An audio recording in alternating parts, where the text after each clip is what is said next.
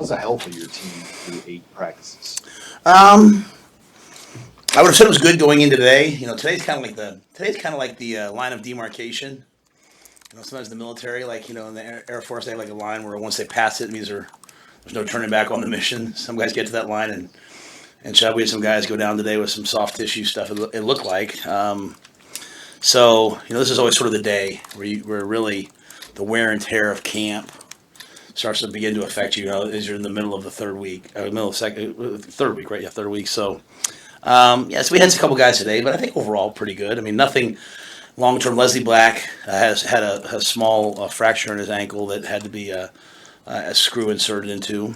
But other than that, most of the stuff is stuff that's going to be manageable. Since we're talking to Donovan today, how would you size up how that offensive line is coming together and building depth behind maybe some of those 4, 5, 6 guys you already know a lot about? Yeah, I think the pleasant thing about the O-line is we have some depth of some guys who could challenge to play. So it's not just like, hey, these guys are going to be good players down the line. The guys that are running with the 2s and the 3s, the days we do 2s and 3s, I think some of them are proven that if given an opportunity, they could play. Offensive line is unique. Sometimes someone looks like a guard, but when they play tackle, they are a natural fit and vice versa. But I think there's healthy competition, and there's a lot of depth being built. The young players that have gotten here, they might not think they're good players yet, but they're going to be really good players. Like, Graham Bricks is doing a great job. Gibson Pyle, really pleased with him. A lot of those guys. But I think that tier of guys who've been here for a year or two, I think they're pushing the older guys. The older guys might not realize that, but as I see it, there's a bunch of guys I think could play. When you look at the quarterbacks, do you even think in terms of separation right now? Are you looking for separation? Yeah. I'm always looking for. I'm always looking for separation, because that means one guy's doing a great job, and then usually what happens is the next guy catches him. We're all. He realizes, I better pick it up. When you play with a great player, I'm not calling anyone a great player. I'm saying when you play with a great player, or you play with someone who's doing things that you're not doing, it usually forces you then to catch up. So like the first day, we have 2 freshman quarterbacks, kind of a unique deal, right? Used to not be unique, but one guy comes out, flips the protection one day. The next guy, we have quarterbacks doing things in protections that I haven't had someone do in 11 years, in college football. So it just kind of builds a new normal, if that makes sense, right? Like, you're doing something at a high level, I catch you. So, yeah, my job is to make sure that all the quarterbacks, all 3 and all 5, we're not here to pick the starter. We're trying to make them all good enough to be the starter. We're trying to get them as good as possible. But separation shows that someone's achieving, and usually when you point it out, other guys, start to follow. Because you have those 2 guys who were both unique as early enrollees and playing the same position, do you see anything about the dynamic between those 2 that's changed, that's evolved, where they've pushed each other, kind of like what you're suggesting there? How does it work between Danny and Dylan? The way I'm able to see it, because of my role, is really just more in the play, with things I see happening. Within any offensive pass play, you can draw. We run the same play that maybe the Los Angeles Rams run, that someone else runs. It just comes down to the intricacy of the things the quarterback's able to take advantage of. Whereas some people might just say, hey, throw it to him. If he's not open, throw it to him. If he's not open, throw it to him. As you get more evolved, it's like, well, if they give you this coverage, you also have this out here. And if you see one-on-one, you can go back here. And, hey, if they show you this blitz, protect yourself this way. So really, it's in the evolution of what the players can handle as you kind of scaffold your teaching, right? Okay, they know they mastered this. Let's teach the next thing. They've mastered this. What happens, I truly believe in that scaffolding process, right? As you're taking your time to teach them the next thing, when you have one player doing something here, the next player quickly catches up. As I said to you guys, players learn from players way more than they learn from us. So that's what I see. I see both guys doing things at a really, really high level, but they're taking advantage of the things within our offense that maybe haven't been taken advantage of as of yet. And I think all 3 guys are doing that. And so that's been the really good thing. Today's going to be, as I told them out there on the field, today's going to be a day. What's happening for us, and it's part of culture now, right? Like everyone's waiting at home for us to put out something from practice today. They want to see the highlights. the highlights haven't been the reason why haven't been to a bowl game in the last 6 years. It's the lowlights. And so I'm more of a, hey, what are the defects, eliminate the defects type of a coach. And so, yeah, we have some unbelievable wow plays, but let's talk about the amount of sacks we're giving up, or the big plays we're giving up, or the missed assignments that we have, or the missed opportunities in 2 minutes. So also making sure that we're coaching the what not to do and what to avoid. That's really the step for the quarterbacks, because both guys can make dynamic plays, but our season will be dependent upon how many times we beat ourselves on a play and how many times we don't. And that's really what you worry about with freshman quarterbacks, or what you have to teach for freshman quarterbacks. How is the protection so far for the three quarterbacks from the line? I think it's been good. I think it's been really good. I think we've had a lot of protection errors at the running back position early on, with just guys who haven't really playing. I mean, Tony brings. I mean, if you can learn protection versus this group, some teams that you face in the season are not going to be quite as much. We don't play Michigan this year, but Wink Martindale's the defensive coordinator of Michigan, a man whom I truly respect, and we played him in the NFL, and was like, all right, guys, if we can pick up blitzes this week, we should be good the rest of the year, because they just challenge you in every way. They're challenging us with all the pressures, and so sometimes they get home, sometimes we make mistakes. In terms of the pure, just a one-on-one pass pro technique, I'd say we've gotten significantly better. And you have to, when you have Danny and Dylan in, you're protecting with a little different mindset than when you have Heinrich in, like last year when we had like a Chubb or a Jeff, guys who would, we're almost hoping to create some sort of interior seam. We're hoping that they come underneath and get them outside, let them see the field and run. These quarterbacks are elite at moving within the pocket, stepping up. So we truly want to build like an NFL Cup style protection where we're never getting beat inside out, and trusting that the quarterback versus an edge rusher will step up. And so the defense doesn't like me very much sometimes, because they're coming off the edge and yelling sack, and I'm laughing like, yeah, right. But I think all these little nuances are really important as we put together this year's team. Who are the second tier players that are pushing the first tier? You guys have been running with the second team. Mike has been running with the second team. Tyler Knox's been, done a great job. Justin Evans, while he's starting at guard, also goes in sometimes at center and does a fantastic job. Knox's a guy I've been really pleased with, just watching him sort of move around. Lutovsky, while he might be running with the ones at guard, when he goes out to tackle, I think he does a fantastic job. And so, Mashake Shack was doing a great job. He's got a little banged up. Hopefully he'll be back here soon. Ruquan making the transition, still learning all the nuances, but once it's all figured out, I think he's going to be really a good player. So probably missing some guys there. I don't mean to, but I just think that whole group of those guys, at any of them at any point, I think could walk in and probably play really well. Is Ruquan an inside guy? And He's playing guard, yes. Yeah, and does Bricks fit there too? And then do you eventually see him being somebody who will go out and play tackle, or? Yeah, Grant's playing tackle right now. He is. I think anytime you recruit a tackle, you try to play him at tackle. It's harder to find tackles than guards. Sometimes you can go over, take the D lineman that's struggling and move him to guard, and all of a sudden they're a great player. Tackle's a whole different animal. So Grant, to me, has a bright future at tackle. He can play tackle at this level. He's put on a lot of good weight since he's gotten here. He's extremely conscientious, straight A student. Going to be, do everything right on the football field. It's just he just needs reps. Hey, Matt, you had mentioned Tony a minute ago. Big picture question on him. You've spoken about encouraging guys to get head coaching jobs. On the flip side of that, he did stay, and he's here. I guess to continue to build on what you guys started defensively last year with the improvement, I guess how big was that he's still around? Yeah, well, I think anytime we can have consistency on the coaching staff, we're excited. When you think about it, we did make the move adding Glenn, to be the quarterback's moving staff, but we still kept Josh here. And so being able to maintain the coaches that the players have relationships with, I think is vital. The men that they can trust, and consistency in teaching. No matter who you are, you're going to add a different wrinkle when you coach a position. So having Tony here, I think it's been great. Behind Tony, obviously, you have Coop, you have T. Knight, you have Rob. But just as importantly, we have Kevin McGarry, who's a longtime head coach, senior defensive analyst, been in that system.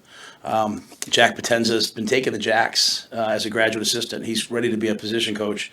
He's been taking them one-on-one, and I think the play of the jack position, I think Chief Borders is doing a fantastic job this camp. I think MJ's really coming on. You see McGahee as a freshman, and it's because I think we've given them the jack and let him just kind of coach them. Josh Bringwell's been in the system. He played in the system. So you have all these guys who've kind of been in that system. We took, Shevin as a graduate assistant. It's been with Coop before. And then we took Adam from offense and moved him over to defense. I truly believe Adam's really a bright young coach. I think coaching on both sides of the ball really helps you. It's one of the things that I did as a young coach is that I've coached on both sides of the ball. And I think he brings something to the defensive staff as they break down opponents that's vital. So fired up to have Tony back. I want everyone to have a chance to be a head coach, mainly so they can call me and be like, you were right. I'm sorry I complained all the time, Matt, how hard it is. But Tony will have his chance. How much have you been able to talk with Troy Gannon since he's been here and just your early relationship? How's it gone? Just kind of talking about some of the needs and wants moving forward in the athletic department. Yeah, Troy's comes down every day. I've seen him every day. We've gone out to dinner a couple times. I've had a long history, not professional, but just kind of semi-professional and personal with Troy. I think the big thing with Troy is when you've seen it, when you've seen it at the highest of levels, right? When you've been to a team that just won the national championship, when you've been to a team in the group of five that's gone to those high levels, you know what it's supposed to look like. So. If maybe I come in and I say, hey, we really need this, he has a perspective of, I know why we need this because everyone else has this. And so maybe some of the requests I make a lot of requests, maybe some of the requests I make don't seem quite as, crazy to him because he's seen a lot of people, been around a lot of things. But I think everything's gotten off to a good start. He's not just here for me, he's here for all the sports. And I'm sure he's trying to, make his way around and get to know all the coaches and all the staff. But, I'm really pleased with everything so far with Troy. Speaking of doing things at a high level, you and Dawn Staley overlapped at Temple. Did you have any interaction with her back then? And just the early days of now what she's been able to do at Temple? Yeah, when I got to Temple as an assistant coach, Coach Cheney was the head men's coach and Dawn was the head women's coach. You talk about two Hall of Famers. I don't know Dawn. Very at all. I was an assistant. I was just working. Other than I watch everything she talks about. I'm one of those coaches. I go listen to other coaches. So I listen to Kara Lawson. I listen to her. I've been listening to Coach Hurley, Danny Hurley, a lot recently. Kind of the way he's building his team. So I love to listen to other coaches. And I think what she's done there is absolutely phenomenal. I'm a huge fan. She represents North Philly and Temple and many other places in an unbelievable way. Last spring, you look at John Bullock, he goes from walk-on defensive back to now he's starting linebacker with the prestigious, single-digit number. Are there any guys, and I know it might be a little bit early, but are there any guys who are kind of following in his footsteps this spring? That's a great question. I don't know that. Gosh, I hate when I afterwards I'll be like, I should have said this. I think we have a lot of guys doing really, really good things. Man,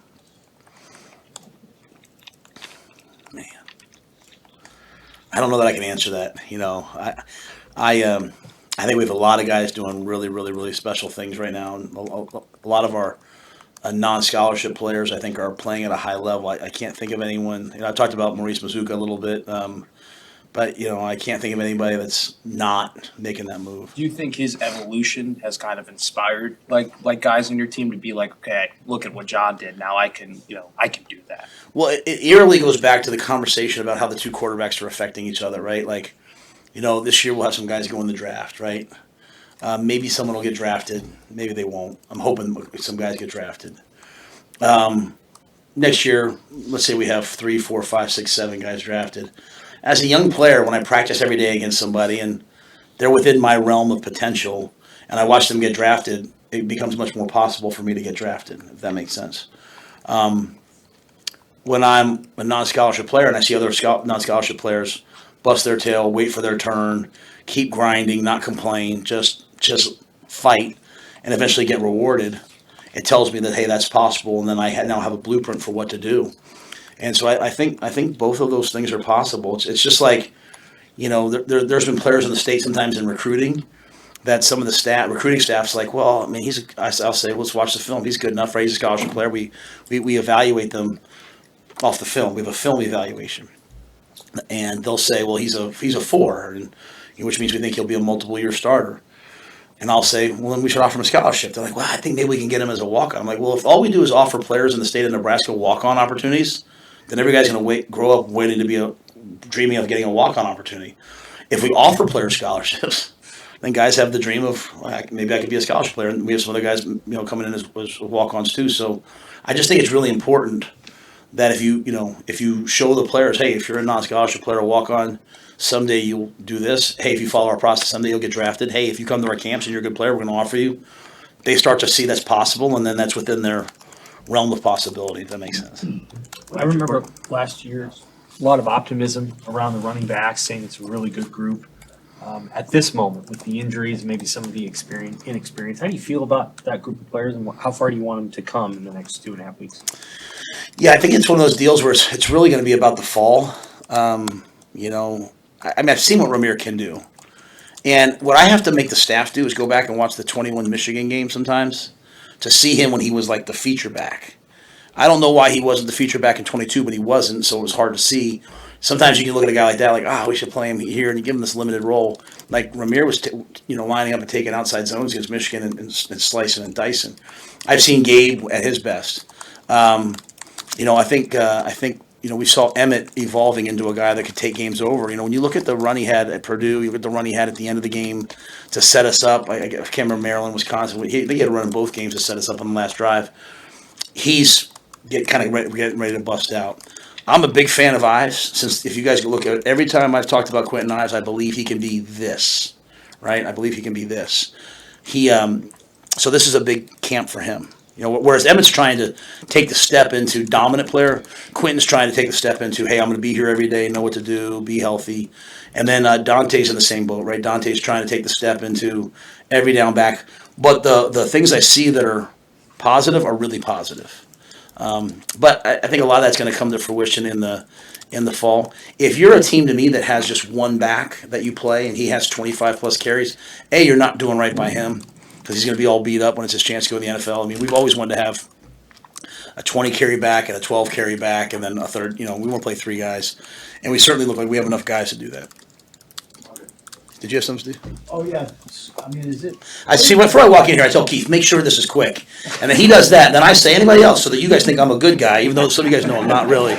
So it's just a little. He's the bad guy. He's the nicest guy I know, but he's still the bad guy. So if anybody has anything, I'm happy to answer it. In the grand scheme, I think you would have a scrimmage this Saturday. And what's the level of importance in your mind?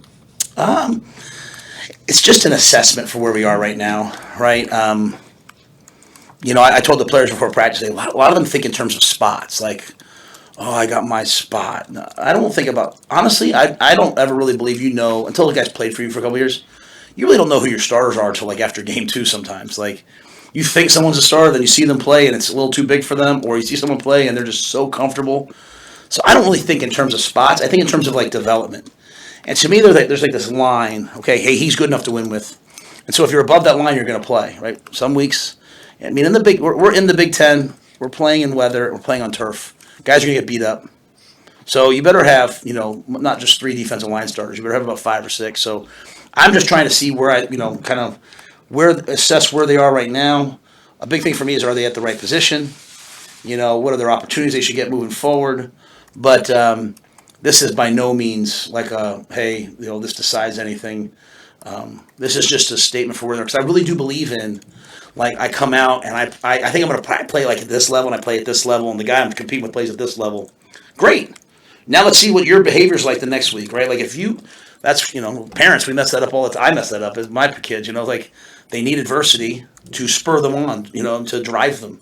And so, yeah, I kind of look at this as like a ping pong match. You have like this scrimmage 1, then you have scrimmage 2, then you have kind of that spring game, which, the spring game can be, last year we kind of ran everything. This year I'm sure it'll be a little more vanilla, but in terms of what we run for many reasons. But you still get to see who can block and tackle and all those different things. So, It'll be important, and we won't only scrimmage. We'll practice some too, and then we'll scrimmage some too. So we really have to take a lot of time to work on our end of game 2-minute situations with the way the league runs, with our recent history, but also with really a sophomore quarterback in Heinrich who's only played 1 year, and 2 young quarterbacks and young receivers that we need a ton of the 2-minute reps. So we'll probably rep a lot of those situations first, and then when they're tired, go live and tackle and see if we can tackle and block. Big picture question. Sure. Since you opened the pool here. This is my last one. So we're nearing the end of the COVID year, guys. How have you seen that from being here the last 2 years affect the game, but also from your perspective as an NFL coach? How did that affect the draft process with those guys getting extra years, and what is that domino effect kind of look like? Yeah, it's been unique. I wasn't able to stay around the NFL long enough to see many of the COVID year guys, but I think it's just been unique. And you have 6-year guys. I think with all the portal movement, a lot of guys have benefited academically from. Hey, I have a 6-year. I think when that's gone, we'll transferring a bunch. How that's going to affect graduation is going to be interesting to see. But by and large, after going through it and being around guys, that have taken advantage of the COVID year, I think it was a good thing. I think it was a good thing for them. A lot of their development was stunted. A lot of their recruiting was stunted because they didn't have a chance to lift and work out. So one thing I did notice was that first year after the portal year, I think I can't remember how that went down. Well, anyway, that first year, I think we coached the Senior Bowl that year, and the players looked all smaller to me. They looked under. Well, then you start realizing they had gone a year of no training table. They'd gone a year of no lifting. They had gone a year of, and I think a lot of people think we lift and eat and try to get these guys big and strong for performance. We do. It's also for health and injury. So I think the COVID year has been good. As we come to the end of it, I think it's great. I don't think it's great when you have 26-year-old people and 25-year-old people playing against 18-year-old people. 17-year-old people sometimes. So I think as we come to an end of it, keeping football to 4 and 5 years is probably the healthiest thing for the game and for health and welfare. But our kids suffered. All of our kids suffered during COVID. I think nationally, sometimes some people don't realize as much because they were maybe in a place that didn't shut down. My kids were out of school for a year and a half.